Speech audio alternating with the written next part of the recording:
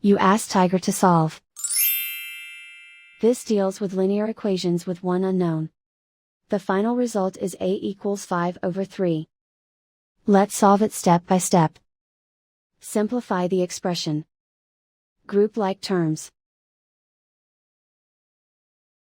Simplify the arithmetic.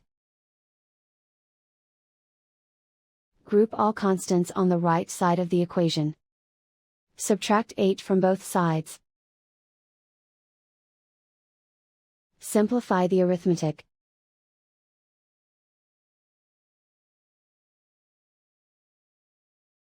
Isolate the a.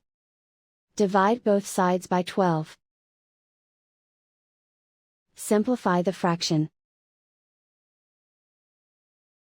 Find the greatest common factor of the numerator and denominator.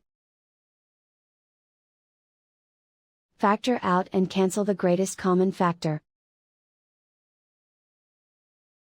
And so the final result is a equals 5/3.